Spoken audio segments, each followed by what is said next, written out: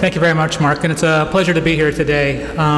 As Mark had mentioned, my talk today focuses on a criterion-based approach to determining readiness for return to sport following anterior cruciate ligament injury. And I think this is a very relevant topic relating back to arthritis, because as we've heard earlier today, once you've torn your ACL, you're at a much higher risk for developing osteoarthritis in a relatively short period of time, as individuals within a 10-year time period may develop both radiographic and symptomatic evidence of osteoarthritis. So I think this information is relevant in that if you have a second ACL injury, you're likely on an even higher and more quick pathway to developing knee OA. And this is particularly important because that high-risk population for tearing their ACL are those adolescent athletes between 15 to 18 years of age. So those individuals may have signs and symptoms related to OA when they're in their mid-20s or so forth.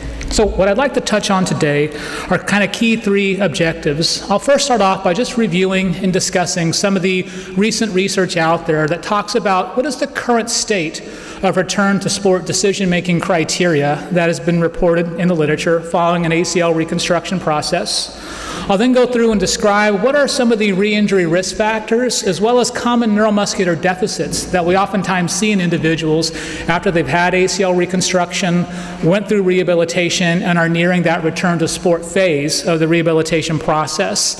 And then I'll use that as some foundation to then go into discussing criteria that we might be able to use moving forward to better promote a safe return to sport when individuals have had that ACL reconstruction and are nearing the end of the rehabilitation process.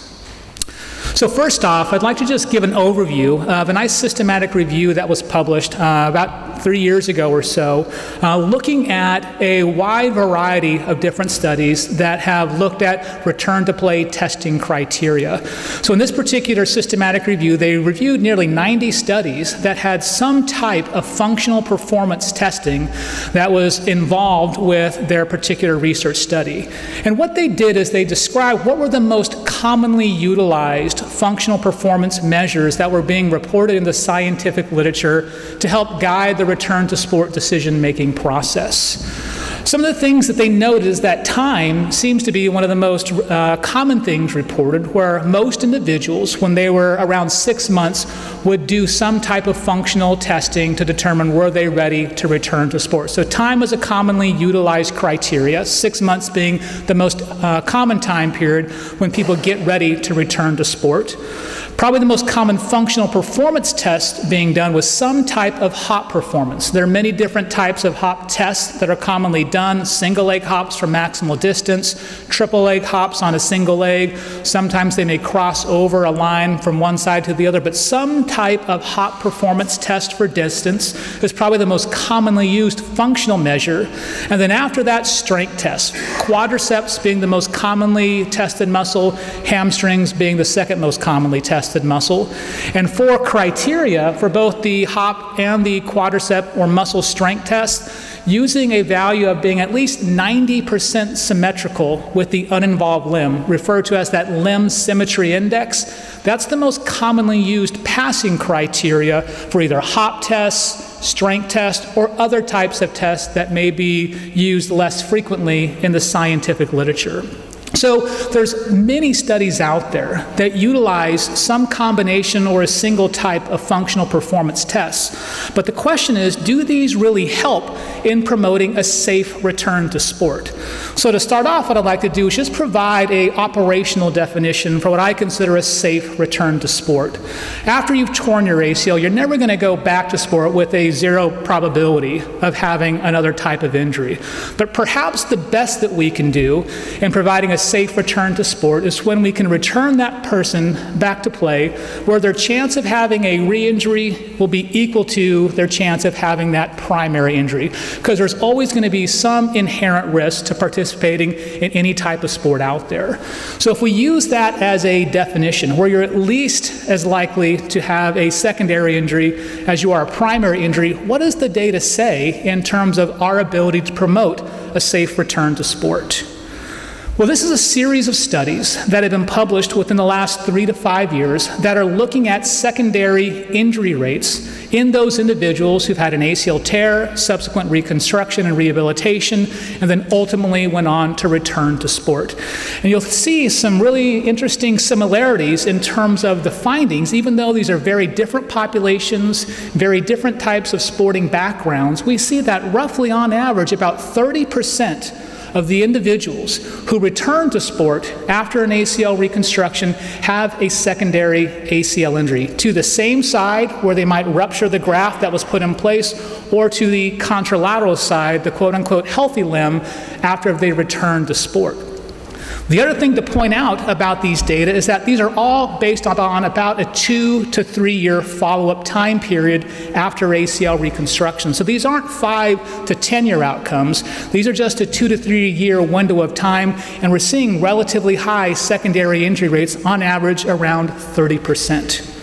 If you take that average re-injury rate value and consider how does that then contrast to what just is the average prevalence for primary ACL injury, we might begin to see that perhaps our definitions for returning people to sport might not do so in a very safe manner, because I think what we'll see in this next slide here is that chance of re-injury is not equal to that chance for your primary injury.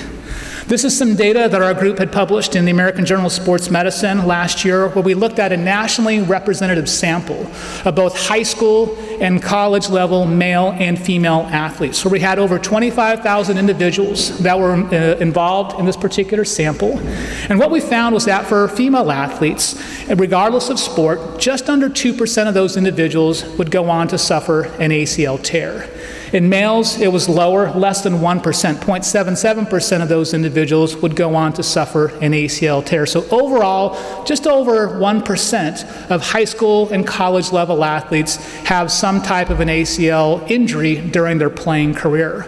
Well, if you take that number there and contrast it with what we just reported in terms of a secondary rate of ACL injury, around 30%, we see some very vast differences, where there is a much higher risk of suffering another ACL injury after you've had your first, you've had surgical reconstruction, you've went through rehabilitation and went through some sort perhaps of a discharge criteria, and then ultimately returned to sport. So when you look at these numbers as a whole, I think it begins to paint a picture where we may not be doing all we can to promote a safe return to sport, and it begs the question as to what more can we be doing as clinicians in sport and exercise medicine to better determine when a person's ready to begin that progression back to full unrestricted play, and do so in a safe manner where they're not going to be at a 30% probability of having that secondary ACL injury.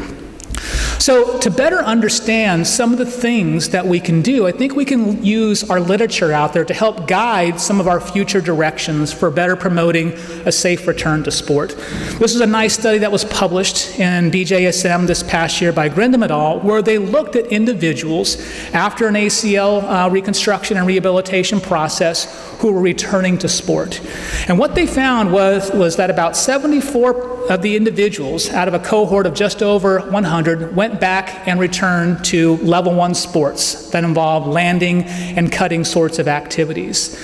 And some interesting data emerged out of their findings. First off, they found that of all the individuals who went on to suffer a secondary ACL injury, they all happened within a relatively short time window, between 3 and 22 months after their ability to return to sport.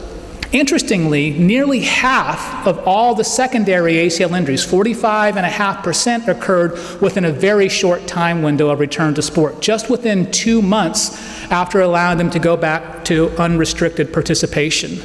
Of those individuals who suffered a re-injury, if they went back to sport in less than 5 months, so they returned very quickly, 100% of those individuals suffered a secondary ACL injury.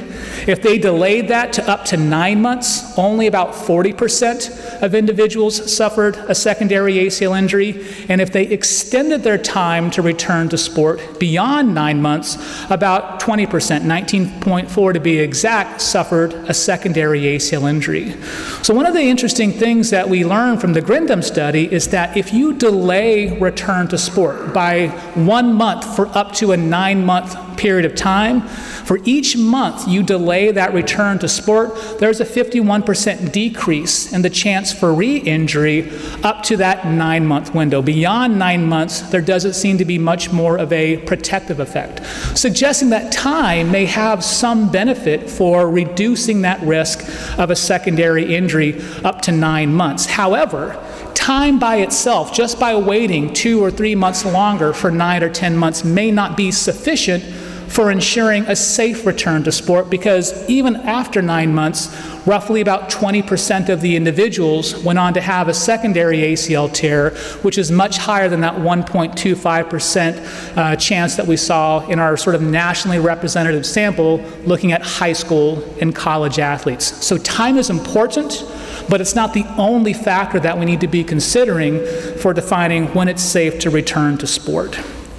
Now, some other things that could be important are utilizing objective functional performance tests. This is another recent study that was published in BASEM by Caritas, where they looked at a battery of functional performance tests. They look at quadriceps strength, where they had to have at least a 90% symmetry in the strength of their involved limb compared to their uninvolved limb. They looked at 3 different hop performance tests: a single leg hop, a triple hop, and a triple hop with a crossover. Each of those, to be considered passing, had to be greater than 90% symmetrical with their uninvolved limb. They looked at speed and agility using a t-test, where they had a cut point of less than 11 seconds.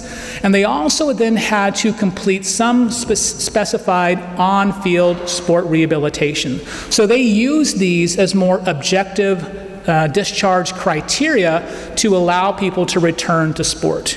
Now, what they found was that in those individuals who failed return to sport criteria, they didn't meet all 6 of those objective criteria. 30% of those who returned to sport but did not meet those criteria had a secondary ACL injury, which is very similar to what we've seen in those previous reports of about 30% having a secondary ACL injury. However, if you passed all 6 of those tests, only 10% of those individuals went on to suffer an ACL tear. And what they reported was a 4 times greater likelihood of a graft rupture in those individuals who failed some component of their return to sport criteria.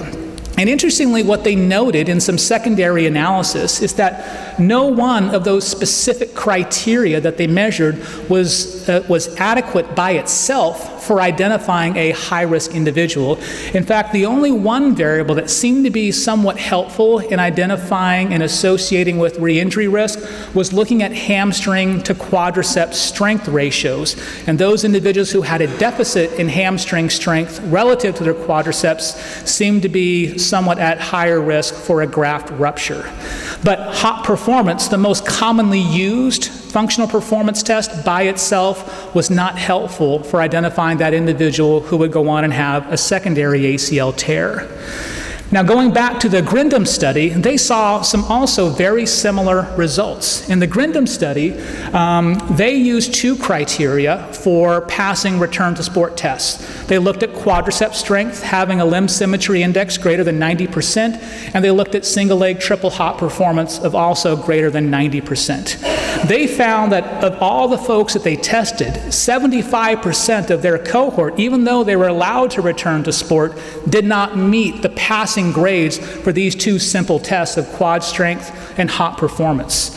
And what they reported was that 38%, again, we're in that 30% range of those individuals who failed return to sport criteria suffered a second injury to either the same side or to the opposite side, but that if you pass these 2 tests, only about 5.5% of those individuals would then go on to have a secondary ACL injury within that 2-year time window following return to sport.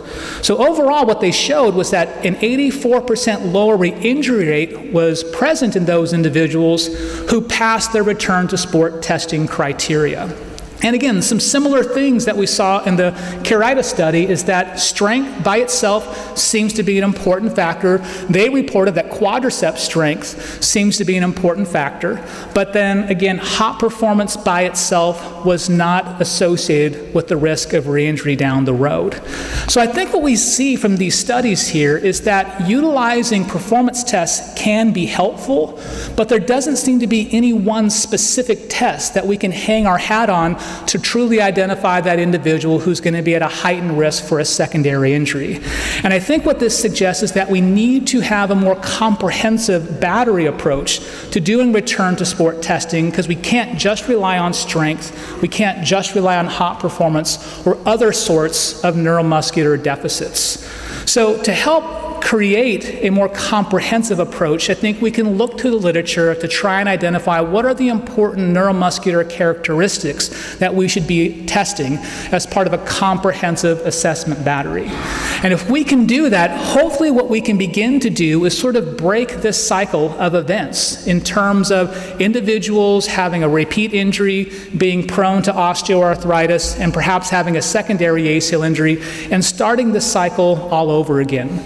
So I think moving forward, what we can do is have a better understanding of what are the re-injury risk factors and the deficits that are common in those individuals who return to sport after ACL reconstruction. And by understanding those factors, we can build a multi-dimensional and objective return to sport testing protocol. And then once we develop a protocol based upon our understanding of the risk factors and the deficits, we then need to establish objective return to sport testing criteria. And what I'll talk through is the need to have criteria that are both considering symmetry, but also consider what is sufficient, because you may be symmetrical, but you may not have a sufficient level of strength or a sufficient level of mobility, and we'll touch on that in the upcoming slides. And then thirdly is the importance of doing serial assessments, because oftentimes when we test individuals at the time of return to sport, that may be the best they're ever going to look, because they've undergone a 6 to 9 month window of rehabilitation, and most individuals don't continue that, and oftentimes neuromuscular deficits will begin to occur after they stop the program and go back to return to sport. So I'll touch on each of these three areas here in the upcoming slides. So first off, developing a multi-dimensional return to sport testing protocol. When you look at the literature in terms of what are known re-injury risk factors that are more neuromuscular in nature, there are kind of 4 different construct areas that we find in the literature around biomechanics, strength, balance, and then psychological readiness. From a biomechanical and balance standpoint, Paterno in 2013 found that there are certain biomechanical deficits that can increase a person's risk for suffering a secondary ACL injury, and also if that individual has a single leg balance deficit relative to their uninvolved limb, that may also put them in this elevated risk category. And what they report in their study is that when you look at both the biomechanical as well as the single leg balance deficits together, they seem to be a pretty good predictor of identifying those individuals who may go on and suffer a secondary ACL injury. So perhaps we need to include both movement quality and balance as part of our comprehensive multidimensional return to sport testing protocol. In addition to these, Grindam and Caritas reported that strength by itself also seems to be important. So looking at some aspect of quadricep strength or perhaps quadricep to hamstring strength ratios may also be a critical factor. But then beyond these more neuromuscular measures is also remembering the psychological readiness component is critical. Arden reported using the ACL Return to Sport Index that individuals who scored more poorly on this had a heightened risk of suffering a secondary ACL injury. So when you begin to look at re-injury risk factors, we see that we should probably include biomechanics or movement quality, strength, balance, and psychological readiness as at least some core factors that have been shown to be associated with a heightened risk of secondary ACL injury. And then when we look at the literature in terms of what are just common neuromuscular deficits that we see in individuals after they return to sport, we see that range of motion may also be a very important factor, because range of motion deficits, most notably a limitation in knee extension range of motion, a decrease in hip rotation, arc of motion, and then also ankle dorsiflexion range of motion are commonly observed in individuals after they're allowed to return to sport. So perhaps we need to also consider the role of mobility as part of a multi-dimensional return to sport testing protocol. And then again, just going back to this concept of strength, which seems to be one of the kind of single areas by itself that's important for return to sport, quadricep strength, or that hamstring to quadricep strength ratio, again, is commonly seen as a deficit, so maybe a very important component of this multi-dimensional testing protocol. So when you begin to look at the literature out there, I think we begin to see that our multi-dimensional return to sport testing protocol is a bit like a puzzle, and we need to have these pieces of the puzzle fit together and look at a comprehensive approach where we have measures that involve mobility, stability or balance, strength and power, movement quality or biomechanics based upon the type of instrumentation you have available to you, and then also consider the aspect of function and psychological readiness to go back to sport, and include these as a more comprehensive battery for determining readiness for return to sport. Now, once you develop your comprehensive battery, the next challenge is to determine what is a passing grade for whatever the tests are that you include as part of your testing battery. As I mentioned previously, the most commonly used criteria is a 90% limb symmetry index. Now, I'm not sure where 90% came from, but it's what's been most commonly reported in the literature, right? And I think there may be some potential limitations of using 90% as a final cut point for determining readiness for return to sport. First off, in doing so, you're returning them with a 10% deficit, and they're already going back with a injured limb where they have a graft that's been put into place in a pretty comprehensive surgical approach that is going to leave them a little bit impaired. So perhaps 90% may not be stringent enough. And then also I think it's important to just explore some of the assumptions that we use for using 90% as an objective criteria. I think some assumptions that we make when we limit our criteria to 90% is that we're assuming that the uninjured limb represents the ideal profile. That's the low-risk profile that we want to get these individuals back to. Secondly, if we return them to that pre-injury status, which we're using the uninvolved limb to model, we're assuming that's going to allow them to have this safe return to sport. And then thirdly, we also assume that the uninjured limb doesn't change following injury. It stays relatively the same. Well, we've been fortunate at UNC to collect some data that has allowed us to address this in a military cadet population. This is what we call our JUMP ACL study. And we published these findings in BASEM a couple years ago. What we did in the studies, we did biomechanical testing during a landing task of roughly 6,000 individuals over a 5-year time window. We then followed these individuals who were all healthy at the time of testing to see who would go on and tear their ACL, because now we had their pre-injury biomechanical data. We had over 100 individuals who went on to suffer an ACL injury. And we were then able to do follow-up biomechanical testing with 31 individuals and 39 matched controls after those individuals had underwent ACL reconstruction, rehabilitation, and been allowed to return to sport. And our follow-up time window was roughly about 3 years. So we tested them 3 years after we had done their initial baseline testing when they were enrolled in the study. And so what we wanted to do in this data set here was look and see how do these limbs, the injured limb and the uninjured limb, compare to a healthy control group. Do these limbs provide data that help us support these assumptions of using the 90% limb symmetry index? First off, this data here is looking at hip adduction data.